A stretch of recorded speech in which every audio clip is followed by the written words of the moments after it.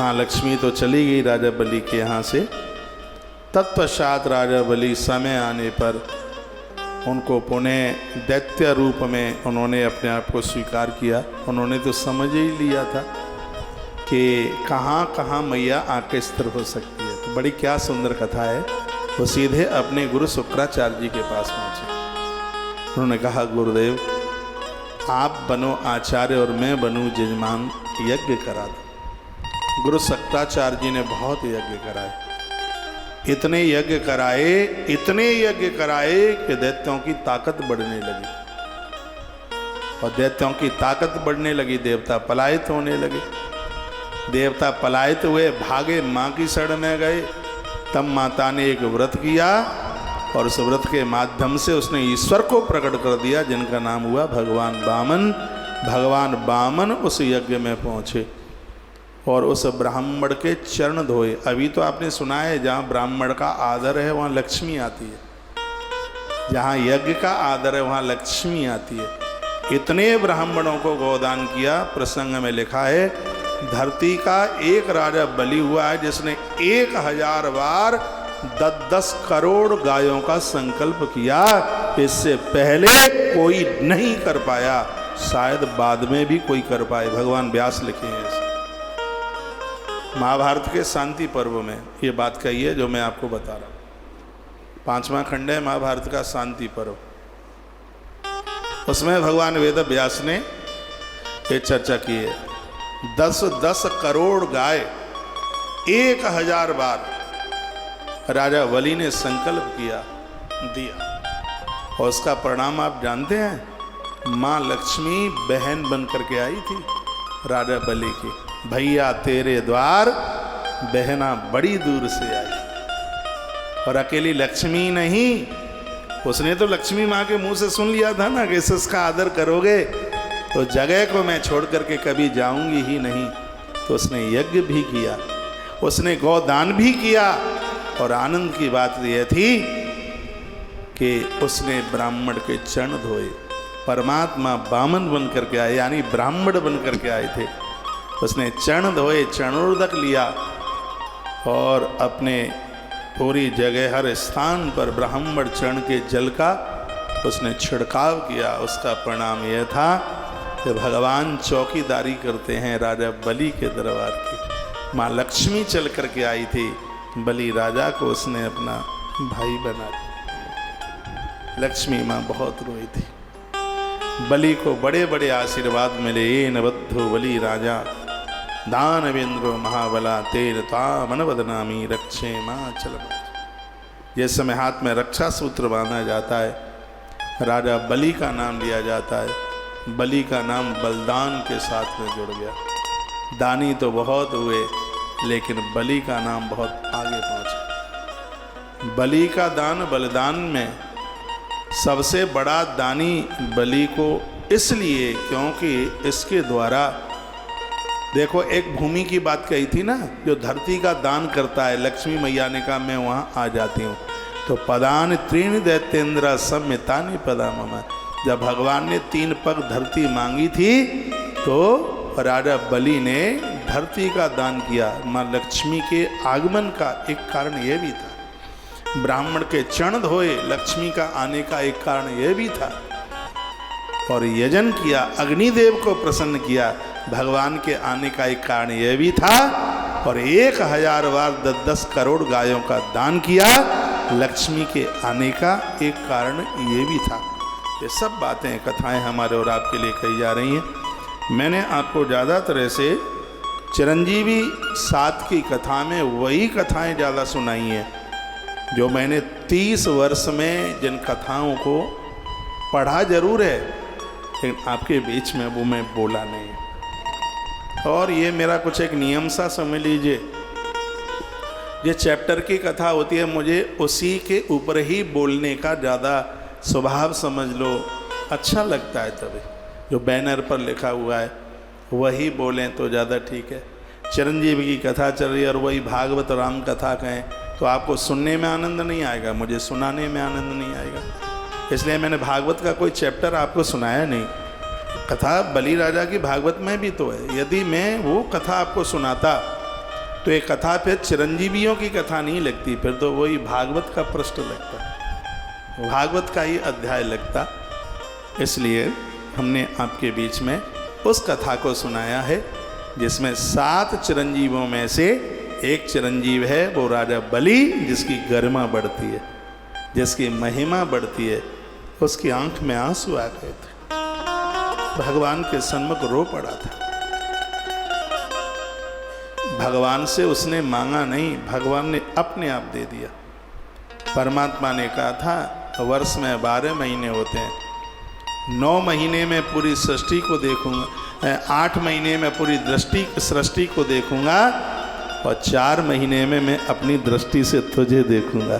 भगवान बोले तो 4 महीना आज भी राजा बलि की देहली पर भगवान का चातुर्मास होता है। बलि ने यज्ञ में श्रद्धा रखी थी, बलि ने ब्राह्मण में श्रद्धा रखी थी, बलि ने धरती के दान में श्रद्धा रखी थी और राजा बलि ने गौ माता की सेवा में श्रद्धा रखी थी। बहुत बड़ा गौ सेवक था। अपने सुतल लोक में उसने गायों को रखा, गाय न होती तो दान कहाँ से करता। और भगवान व्यास ने जो बात कही है और भीष्म ने वो बात युधिष्ठिर को सुनाई है, उसको गलत साबित नहीं किया जा सकता। राजा बलि ने 1000 बार 10 करोड़ गायों का दान किया। इतना बड़ा गौ भक्त था। जो लक्ष्मी चली गई थी वह लक्ष्मी द्वारा से उसके पास में लौट करके आ गई थी। गरीबी आ गई है, बिल्कुल भी परेशान होना नहीं है। आप अपने सत्कर्मों के द्वारा से उस वैभव को आप प्राप्त कर सकते हैं।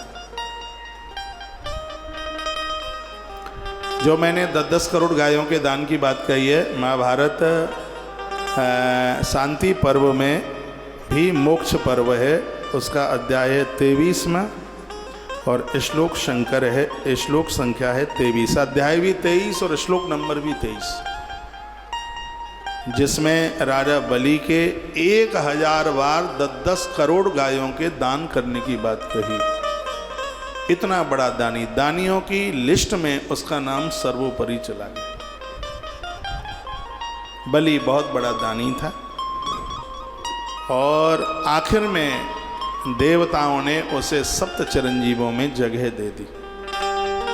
और उसको 7 चिरंजीवियों में जगह तब ही मिली है जब उसने यज्ञ का भारी आदर किया, गौदान किया था, उसने ब्राह्मण के चरण धो करके चरणोदक लिया था, चरणों में रो पड़ा था, गिर पड़ा था, चरण भूमि का दान कर दिया उसने, सब कुछ दे दिया।